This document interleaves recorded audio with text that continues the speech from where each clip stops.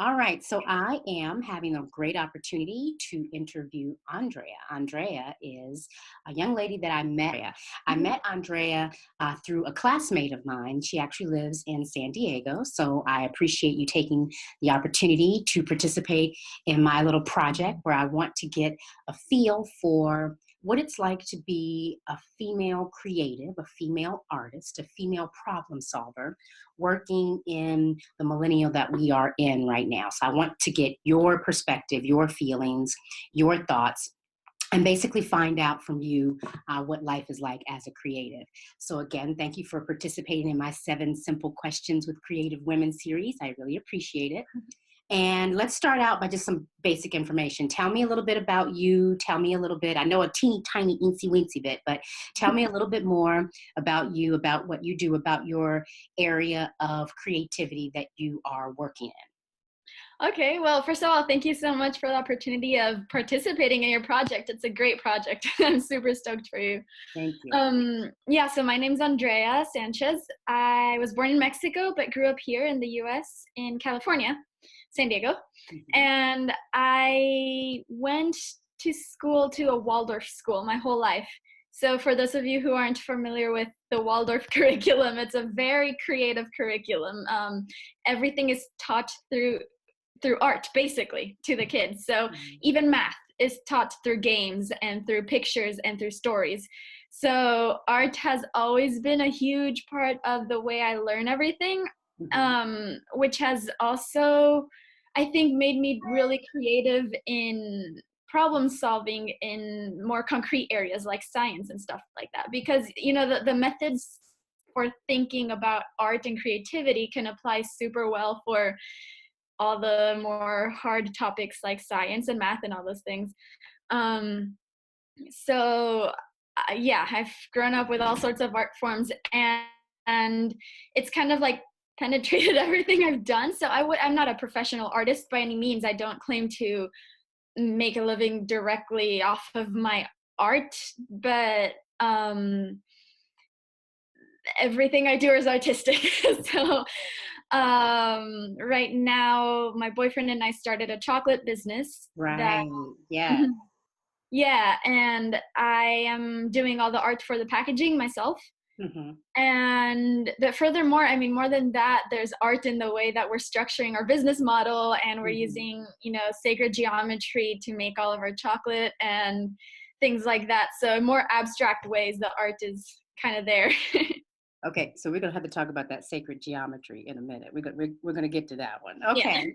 So that gives me a good feel for where you are currently in terms of how you're exercising your creativity, your creative side, your problem solving.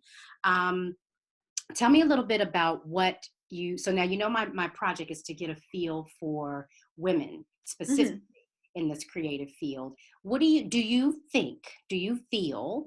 Um, do you experience, that's probably a better way of saying it, do you experience things that you sometimes wonder if it were different if you were male? Do you experience things in your day to day, getting this business up and running, making contacts, exerting yourself as a creative woman? Do you experience things that sometimes you wonder if it's the same for everyone? Yeah, for the most part, I experience surprise. So I feel like a lot of people are surprised that these things come from me. Not necessarily that I don't really experience that it's harder for me to achieve my goals, or that people are less willing, to accept or work with me. Mm-hmm. But I have experienced multiple times surprise that whatever it is that I'm doing is coming, I think, from a girl versus from a guy, or or even Interesting. because of my age, surprised that I'm like as young as I am. People think, I guess, this, I don't know. Yeah, so surprise would be the main thing that I feel is different. Like well, like for example, in school, always, I feel like the majority of my female friends kind of settled for whatever roles. It was kind of like, they let the guy take over or whatever, but I wouldn't do that, and I would be just as successful as a guy. So it wasn't necessarily met with negativity that they wouldn't like that, just more like, oh, like that's surprising. And but actually kind of positive also though in a way, Yes. like a pleasantly surprised reaction from people. That's interesting. Okay, so you've okay. That's good to know. Um, would you say now this is a question I can definitely tailor to specifically your situation because you and Tristan are doing Mhm. this together. Do you think that the two of you are doing this business together? Do you think that his experiences are different than your experiences? Um, Definitely, but it's tricky to like decipher whether those differences come from the fact that he's a male and I'm a female Hmm. versus just the fact that we're so different. Because Hmm. we do things, I mean, we're like opposites in how we work and how we think and how we like talk to people and stuff. So Hmm. it's so hard to tell if the difference would still be there if we had the same methods of doing things. Does that make sense? That makes So sense. That, yeah, so there's definitely different reactions, but mm, yeah, it'd just be so hard to separate what of that is coming from just the fact that he's a man and I'm a woman, or just the fact that we're so different, you know? okay. Now that brings me to another question that kind of your thoughts sparked for me. Do you think your differences in how you're approaching the problem solving, the creativity that needs to go into the business are attached to maleness, femaleness, um, the differences in the two of you as people, the differences in the two of you as colleagues in this environment? What do you think? Do you think that there are differences there? That's a very good question. Yeah. Okay. That was a good question. I do think that those differences, not all of them, but I do think that a lot of it is influenced by me being a girl and him being a guy. Because being a female, when I talk to a guy, it's a whole different game than if another man was talking to a guy. Mhm. So, I um, know what you mean. yeah. Yeah, so I think that that has definitely influenced the differences. I think that that can go both ways. It could be a negative kind of like um negative, what's the word, not disability, but like a negative, something that makes it harder for me. But I feel like in my situation I have been able to hone that into something that benefits me, and that's Hmm. has helped me. So um I know that like when Tristan is talking to a guy, at least face to face, Hmm. he might be thinking about or worried about a whole completely different realm of like mannerisms and expectations and all these types of things that does Hmm. influence the words he chooses and the whatever tactic he's trying to like use Hmm. to like get across to the guy. And for me, when I talk to you guys, and I think this is such a subconscious thing, it's not like some conscious like brain game that we're Right. playing as women, right? But like being a girl and talking to a guy, there is this sort of, you're not talking to your own, you're talking to the other species, and there Right. is a subconscious, um there are definitely more levels to it, I think. So I do think that, for example, a lot of situations it has been easier for me to get something that I want out of a guy than Tristan. Mm. So Interesting. Now and that's very interesting. Yeah. yeah, Okay. and it's not me trying to manipulate the person or anything. It's just that those subtle subconscious levels at work where this person, where for whatever reason we want to please the other gender, maybe some primal instinct to like keep the population going or whatever. I can see that. I can see that. Okay. Okay. Now let me go backwards a little bit because something you just said made me think about the fact that you went to one of the Waldorf schools. Hmm. I have heard of those schools, and they are very different. The Yeah. mindset is diametrically different from a traditional K-12 public school setting. Hmm. So if no one's ever heard of Waldorf, it's even more. different than what I think of as Montessori. And Montessori is Oh, very different. So yeah. it's even more different than Montessori. My Now tell sister me a went little to bit. both Waldorf and Montessori was like, yeah, it was nothing close Like, to what Waldorf right, is. exactly, exactly. Tell me a little bit about, so you're inside of a Waldorf environment, which is very non-traditional, very different. Mhm. When you step out of that environment, were you, in terms of um, how the school's whole premise is about art, Mhm. did you find that working as a creative person inside of this safe environment of your school as a Mhm. woman was different than when you step outside of your Waldorf environment and you're working within creativity, within arts, outside of that confine of the school that you went to? Did you see a difference there between how um, uh, men, women interacted in your school environment versus outside of it? Yeah, because Waldorf, so girls and guys are both taught all the same things. So we'll have knitting class, and the guys will be knitting and sewing, and then we'll Mhm. have carpentry class, and the girls will be doing carpentry. And so and at Waldorf, it was just kind of like given that art and creativity is the way that we roll, and that's so we can apply that to all these things. But then coming out of it, I feel like art is kind of like something that you need credibility for. Right. I agree with you So on that. mhm, As an artist, I yeah, agree with you on that.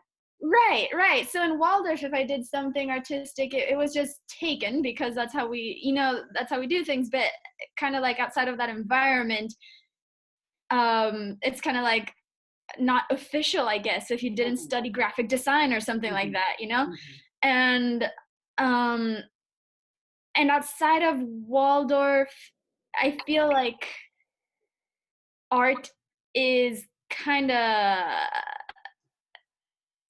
the feeling that I've gotten is that women are more artistic and it's not such a real thing. It's like sciences and math is like what really matters, and art is cute and we need it to be happy as people, but it's not really what's going to put food on the table, and it's not really like what's needed. And I do feel like society kind of associates women with more of that aspect of like the stuff that's nice but not necessarily necessary.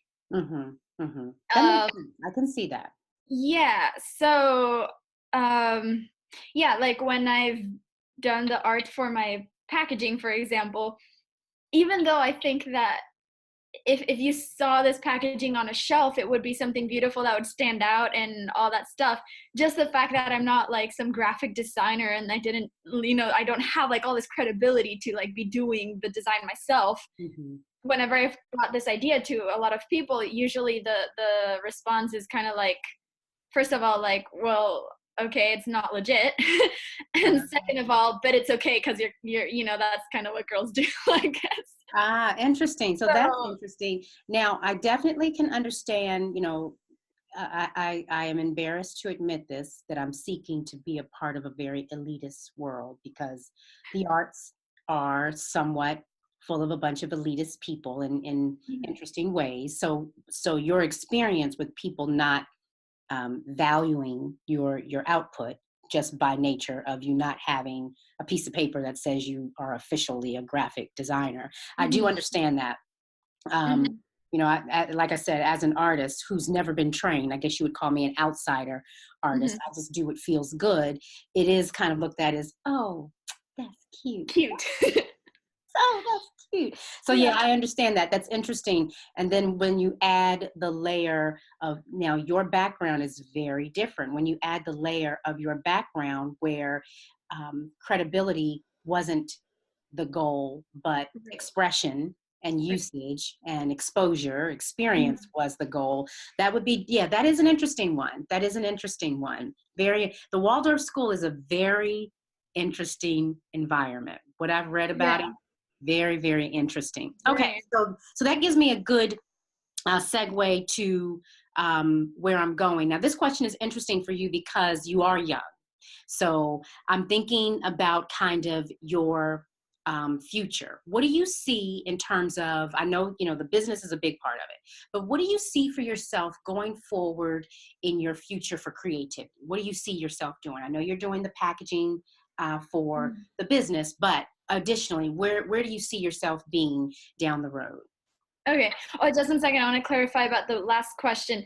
Even with all that like doubt around it because of the lack of credibility and just it being kind of like a cute thing that girls do, it's still like, I feel like that's kind of like the initial like ego resistance of people, but like it still helped me be incredibly successful more so than other people because there is some aspect of human nature that likes when things work, that likes when things are harmonious, that likes when things are creative and out of the norm, so it has met that kind of like ego resistance, but at the same time, who cares? Because it's allowed me to go further and really be more successful than my other peers who go by the rules and the degrees and all that, right? So now that I can see, I think that's also part of your personality. Just a little bit I've met from you when we met in person. I think that also might be a big part of your personality that you have going for you because you have a great outgoing personality. Thank you. So that might also be a big piece to it. And you know what, I think that I also appreciate what you just said. Some of your peers have kind of followed the rules. I think for my life, I've always followed the rules. So I definitely appreciate and value interacting with people who are achieving without following the rules because in a way you inspire me because I have been such a rule follower. Right. And, I'm getting to this age at 47 and wanting to break some rules. So this is a good thing to hear that. And that's uplifting to hear that. Yeah, definitely. Yeah. I mean, I think you can succeed so much more without following the rules. Tell me about it. I need to hear that repeatedly. I need to hear it because I am a rule follower. Okay. Well, so now think about the future. Give me Yeah. some ideas of what you're thinking your future in the creatives are. I know you showed me some pictures of your knit work. That was really super cute. Are you planning to do anything with that as like a future business or what are you thinking? Well, no, I plan to make a lot of my own kids' clothing. Okay. But for me, the biggest expression of beauty and art is nature. I am fascinated by the human body and by nature. I think it holds the answers to everything. And I think it's something so genius and so complex that our human brains will never be able to understand it. And so for me, the way that I see art expressing itself isn't necessarily through an art form that I output through myself, but through the art that I feel can be created by nature through us letting it penetrate us, and then the art will be created inside, if that makes any sense. So kind of like an inverted so my goal and my dream is to create are you familiar with permaculture? So you mentioned that a little teeny bit when we met. Tell me a little bit more about it. So permaculture is a method of well, I guess a method of agriculture, but it's basically working with nature where nature is kind of the boss. And so you are kind of working to help nature and its rules and its methods of working to create you can create gardens, you can create whole little ecosystems on your property that you've kind of like molded, but nature is the boss pretty much. Versus monoculture, where we come in and we're like, no, we want a field of corn and we're gonna, nature does not work that way, but we're gonna make it. So permaculture is kind of the opposite of that. And the amazing thing about permaculture is that it doesn't just have to apply to agriculture. It can apply to your ways of thinking or solving a problem, right? So instead of you trying to force your solution onto a problem that may cause like problems down the road, you can kind of observe the nature of the situation and gently like guide and encourage the situation to have the outcome you want in a way that will be sustainable and hold true to like itself, right? So I kind of apply that to health as well. That's my main thing that I study. I have a bachelor's in holistic health and healing, and I'm a certified holistic nutrition practitioner and a certified natural health practitioner and all. So that's my passion. And I see that as art, because when you truly understand the human body outside of yourself, outside of you looking at it and being like, oh, well, we want to achieve this, so we're going to put in these supplements and these drugs and make this happen. When you stop looking at it that way and kind of apply like, well, a permaculture method of thinking and really honor the art and the perfection of the human body, I mean, it's phenomenal how everything makes sense, how nothing is random, and how it's all so beautiful and so good. Like, it's all good, you know, it's all love and good and positive. Even when the body creates a disease, that's the body's solution for overcoming whatever issue it was dealing with. So even the disease is a good thing, because the disease is the solution to fixing whatever problem the body had. But, you know, modern medicine sees it totally backwards. They see the disease as the bad thing, and you attack the disease, even though the disease is the body's messenger. You know, you don't want to shoot the messenger. So my goal is to create like an institute on a piece of land that would be surrounded by permaculture paradise, and the place would be to come heal and to come learn about all these things about health and but mostly to really connect to nature, so that through nature you can come up with your own creative understanding of the world and your body and heal through that. And I mean, that will undoubtedly lead to art, because for me, nature and art are like, you know, you can't really separate them. For me, I agree with that. the beauty that comes out of a person who is connected to nature is art. It's walking art, you know. So right. I know that's a bit more abstract than maybe creating paintings or something. No, creativity is everywhere. So I agree with you on that one. Okay, so now thinking about, I love what you said in terms of your goal, you know, wanting to create this environment, this space that people will come as this healing space people come to, and the creativity is mixed in, the art, the nature, it's all mixed in together. Give me a feel for thinking forward.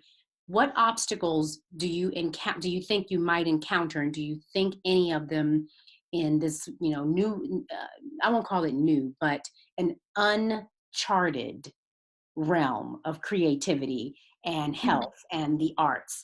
Do you think that you will encounter obstacles because you're female, or do you think, given this area of health and art fused together that you are seeking to be in, you may not encounter? What do you think? That's interesting, because I feel like maybe the expected answer is that it would be harder for me as a female. But if I'm honest with myself and what my experience has been,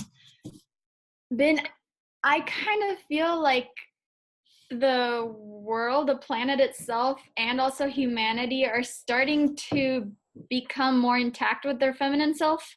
Interesting. I feel like that's, I mean, the feminine energy is all about nurturing and healing, and we're at a point where we need so much of that. We need so much healing, and we need so much connection to our Mother Earth, and we need so much you know, nurturing and love for ourselves and for others, that I think that being a female with this goal is kind of an advantage.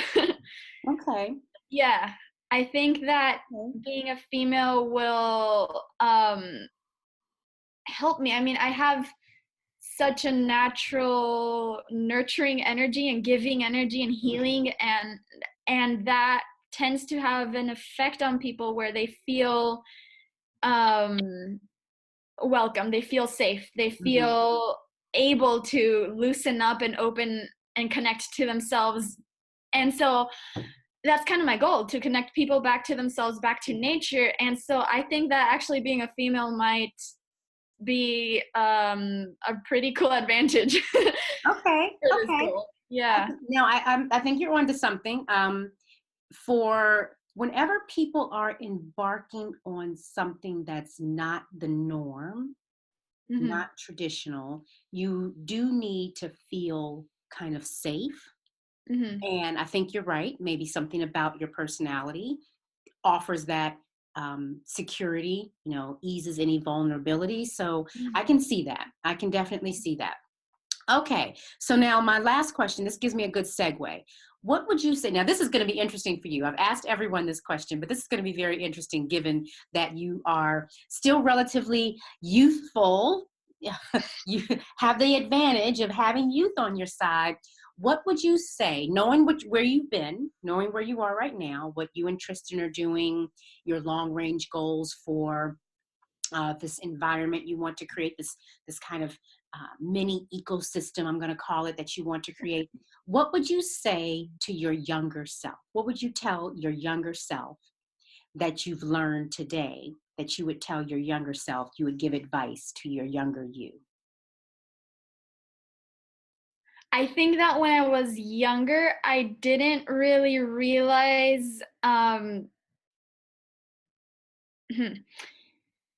didn't really own all the advantages that come with being a woman because as society, especially I see this a lot in the younger kids, girls want to pretend like it's like they're yeah, like femininity is kind of like not cool, like it's cooler Mm, to be tough and to be like a guy. And like I've heard so many little girls saying like, ugh, yeah, I don't want daughters, they're so bratty, I would just want sons, or like that kind of stuff. interesting. And mm, and I feel like femininity has kind of gotten like a reputation that isn't accurate for what femininity truly is. Like in most people's minds, especially younger kids, but I mean, I see it throughout all ages. Femininity has kind of been linked to like weakness and Yeah, girliness and brattiness I think and you're right. Hmm. um, an inability to do things effectively and like all that stuff. So I think I kind of fell into that when I was younger. Hmm. Um, and what I have grown to realize is that that's not the case at all. But there's like it's so ingrained in society that I mean, the only way I found to break that paradigm is just by being the example That you within are. my own life. But Yeah. it's not true that females are less capable of accomplishing things or bratty or any of those things. I mean, I am just as smart or smarter than most of my guy friends. I Right. can go change the tire in my car or build a robot. I was in robotics for like years. I love that. I can, build a cob house, and I can also knit, and I can also, and I feel like the difference is more just in the energy of a female being able to provide that safe, nurturing, healing environment. Hmm. And the guy also has his own, you know, um, uh, what's the word? Like his own skills that are unique to a guy, which is Hmm. to protect and to be maybe the source of strength for the woman. And I don't see these differences as a negative thing. I think that that's what society has lost sight of, is that these differences in men and women are so important. You don't want everyone to be the same. They Right. they balance each other on. It's like the yin and the yang. You don't want the yin without the yang, or the yang Right. without the yin. Right. Right. um, Who wants yin yin? Right. right, exactly. So what I would tell my younger self, I guess, is to try and show her the true meaning of femininity, which isn't just squealish, helplessness. Hmm. It's so powerful, and it's so essential Hmm. and Hmm. so kick-ass, like. So Right. I'm gonna try to show my younger self those true qualities of what being feminine means, so that that younger version of me could I guess have an understanding of that at a younger age, Hmm. versus wasting years just in that dumb kind of like, oh, I want to be like a guy because guys are cool, and then when I talk to my guy friends, I'm going to pretend like I don't even like girls because, like, you know what I mean, like. Interesting. Yeah. I can see that. I can see that. And I can see that when I think back to I don't know, high school. And for me, that was a very long time ago. But what Mhm. you're saying, I can see as being something that was even prevalent when I was in high school, when I was in middle school, even when I was in elementary school, you know, just the assumption on the playground that girls were going to do certain things. They were going to play jump rope and they were going to play with dolls and they didn't want to play football with the Uh-huh. guys. And when they did, it was like, what? You want to play ball? You want to, Mhm. you know, but yeah, because some girls do like to do that. So yeah, I can see that. I can see that. I think I would tell my younger self that too. I would agree with that one. I would tell my younger self that too. Well, Yeah. Andrea, I really, really appreciate you taking this time. I know we're on a 3-hour time difference, so this was great for me. I appreciate it. You were a wonderful interviewee. I learned a lot from you. You gave me some things to be inspired by. So I really appreciate your time. And we will talk later. Awesome. Well, thank you so much. I Bye-bye. appreciate you taking the time as well. Bye.